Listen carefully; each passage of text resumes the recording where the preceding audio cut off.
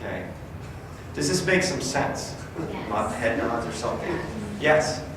Do you think that all of the ones with, like, the emotional, social, intellectual, and spiritual all need to be, like, about the same before you get married? Or, like, Yeah. what are the levels? Great question. I mean, this is, all illustrations fail at some point. And realistically, we're on a growth, process on all of these through our whole life, hopefully.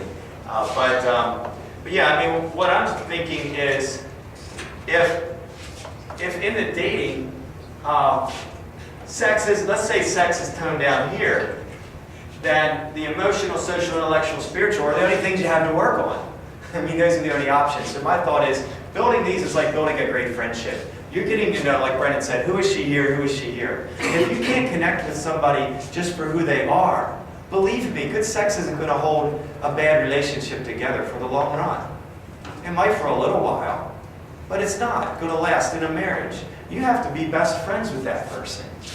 And well, I think this gets in the way of finding out, is this a best friend? It prolongs the process. First of all, if somebody is not willing to be with you and not have sex with you, I've got to wonder how much they really do care and love you, or how much it's about them and their immediate gratification. That question might get answered here. If sex isn't an option, and they're willing to be around you and love you and spend time with you and invest in the friendship and in the relationship, that's a good indicator that it's probably a little deeper. Okay? So I think it makes sense to kind of build these areas up, the friendship thing. And then for the couples that do, kind of dive in and enjoy this on the wedding night, something to look forward to. So even if a person's already been here, you can tone things down and kind of see where that is going. Now, also, just practically speaking, just the realities of a date. There's somewhere the surface conversation stops after a while, especially if they've had something to drink. It's all surface and stupid. And then there's this uncomfortable silence where it's, dang, we've run out of things to say. Now she thinks I'm an idiot because I'm not saying anything and I feel stupid. And she's wondering, does he think I'm beautiful and lovely or not? Because he's not saying anything and I don't know what he's thinking because he doesn't talk. And so they're alone somewhere and all this stuff's going on. All these insecurities coming to the surface. They've run out of things to say. And guess what? If the option is, let's take our clothes off and we'll have sex. Well, it's a quick fix solution to the uncomfortable moment. Right away, he feels like, yep, she thinks I'm the man because she let me in. And she's thinking, yeah, I can tell he thinks I'm beautiful by his physical response here. And also we get to have this friction, which is really fun and feels good. And then we'll feel real warm and wonderful afterwards, like we're so much in love. It's like, no, you stop finding how much you really are in love and how much you know that person. You found out when the silence was interrupted by sex. You've got to find out what's behind the silence. You have this relationship, the stuff's going on. What's behind that silence? You're all surface talk. What's in that heart and mind and soul of yours? What do you believe spiritually? If you can't ask that question to each other and talk about that stuff and be real, you don't care. You don't really know each other. You know what I'm saying? That's real stuff of life.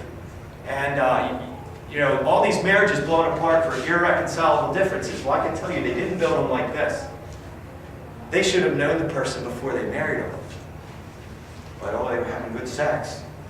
And so, now one other quick thought, and this has to do with trust, and I kind of just touched on it with the Brendan example. Brendan, like I said, different colleges, 4 years dating, total trust in one another. I took my daughter to college one of my daughters a few years back, and the college counselor said, oh, we see the freshmen come in, it's so cute, they've got their little sweetheart picture, and they kiss it and put it on the nightstand, and a few weeks later, it's on the shelf across the room. And then a few weeks after that, it's in a drawer under some junk, and at the end of the semester, they're trashing it with all the other garbage they don't want anymore. And my thought of that at the time was, dang, that is sad, because some of those high school relationships maybe were pretty good. And also my daughter was dating this guy named Bryce, and I really liked the kid, and I was like, Becca, I hope you don't trash Bryce because you're in college now. What's up? What are you thinking? And yet so many of those relationships, I'm convinced, and people have told me this, the reason they blow apart is they have no trust. Why do they have no trust? Well, think about it. If their dating time together is characterized by two people mutually being out of control sexually, immediate gratification mode here, gotta have some right now. Okay, she sees him in that mode, and now they're going away to different colleges. And she's thinking, I know how he is around me. And when he goes to college, there's going to be all these parties and all these girls, and they're going to be really easy. And can I trust him to behave when I'm not there? No. And he's thinking the same thing. Dang, she always wants it when I'm with her, and now all these jerks up there at Penn State or whatever we had, one of the idiots. And can I trust her to behave when I'm not around? I mean, 2 beers and she's out of control, and you know.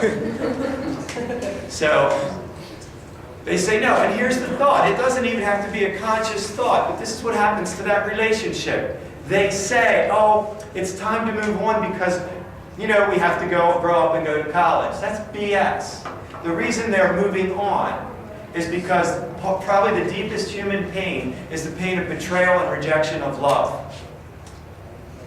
And if you keep the door open for that love in that distance relationship, you keep the door open for the most painful experience humanly known probably, which is the betrayal of cheating and the betrayal of love, of your heart. And so a lot of people say, the lesser pain is to break up now. Maybe we get back together. Time to go party. Time to go hang out in the kiddie pool where the little kids pee. Because we want to do what the culture tells us to do. We'll jump in the kiddie pool and we'll act like it's really fun. There's pleasure in sex. It's not that much. It doesn't carry you through the days and the weeks and all the time when you're not doing it.